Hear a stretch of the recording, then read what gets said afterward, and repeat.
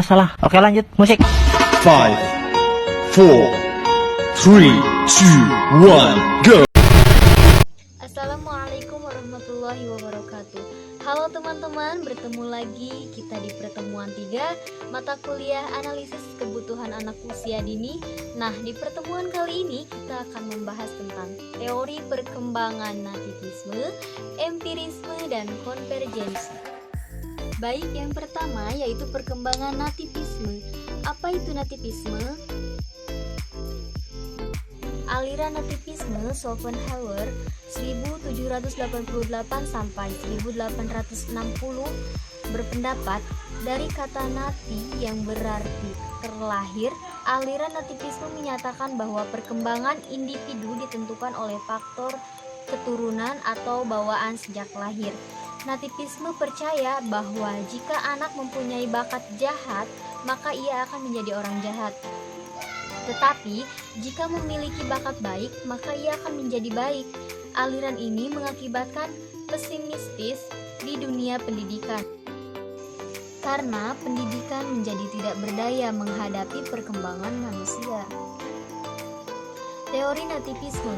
Teori ini menyatakan bahwa perkembangan manusia itu akan ditentukan oleh faktor nativis, yaitu faktor keturunan, yang merupakan faktor yang dibawa oleh individu pada waktu dilahirkan. Menurut teori ini, sewaktu individu dilahirkan telah membawa sifat-sifat tertentu, dan sifat-sifat inilah yang akan menentukan keadaan individu.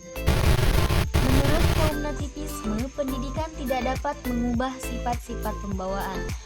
Contohnya, bila sang ayah tidak pintar, maka kemungkinan besar anaknya juga tidak pintar. Teori ini meyakini bahwa jika anak memiliki kepribadian yang baik sejak lahir, maka akan tumbuh menjadi pribadi yang baik. Begitupun sebaliknya, jika anak memiliki kepribadian yang jahat sejak lahir, maka akan tumbuh menjadi orang yang jahat. Selanjutnya, teori perkembangan empirisme. Teori empirisme menganggap perkembangan individu dipengaruhi oleh pengalaman-pengalaman yang diperoleh selama perkembangan manusia sejak lahir hingga dewasa. Perkembangan ini, pendidikan dan pergaulan merupakan sebuah pengalaman.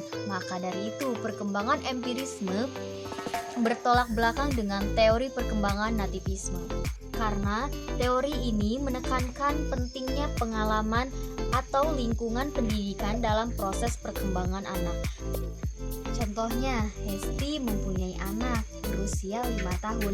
Karena Hesti mempercayai bahwa pengalaman adalah proses yang mempengaruhi perkembangan anak, maka Hesti membiarkan anak Hesti mengikuti kegiatan apapun yang diadakan, baik itu di sekolah ataupun di lingkungan masyarakat, tapi tetap dalam pengawasan Hesti. Dengan diberikannya kebebasan, anak akan mudah bergaul dengan teman atau orang yang ada di sekitarnya. Tentu saja, pengetahuannya pun akan bertambah. Selanjutnya, teori perkembangan konvergensi. Teori ini pada intinya merupakan perpaduan antara pandangan nativisme dan pandangan empirisme, yang keduanya dipandang berat sebelah. Tokoh utama teori konvergensi adalah Louis William Strand 1871 sampai 1938, seorang filosof sekaligus sebagai psikolog Jerman.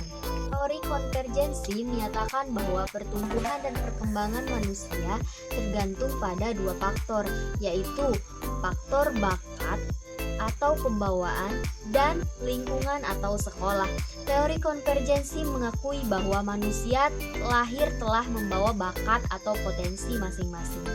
Teori ini menggabungkan arti penting hereditas atau pembawaan dengan lingkungan sebagai faktor yang berpengaruh dalam perkembangan manusia.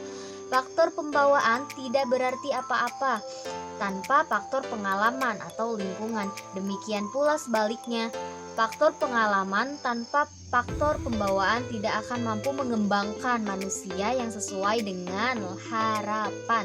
William Strand mengatakan bahwa kemungkinan-kemungkinan yang dibawa sejak lahir merupakan petunjuk-petunjuk nasib manusia yang akan datang dengan ruang permainan.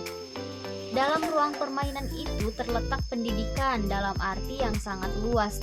Tenaga-tenaga dari luar dapat mendorong, tetapi bukan yang menyebabkan perkembangan itu karena datangnya dari dalam, yang mengandung dasar keaktifan dan tenaga pendorong. Contohnya, anak dalam tahun pertama belajar mengoceh, baru kemudian bercakap-cakap. Dorongan dan bakat itu telah ada. Dia meniru suara-suara dari ibunya dan orang yang ada di sekelilingnya.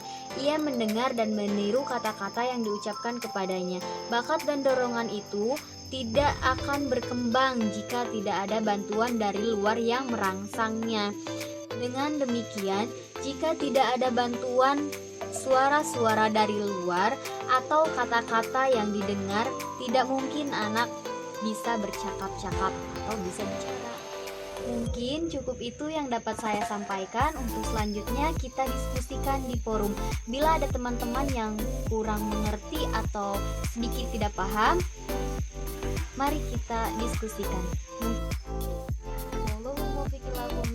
Wassalamualaikum warahmatullahi wabarakatuh.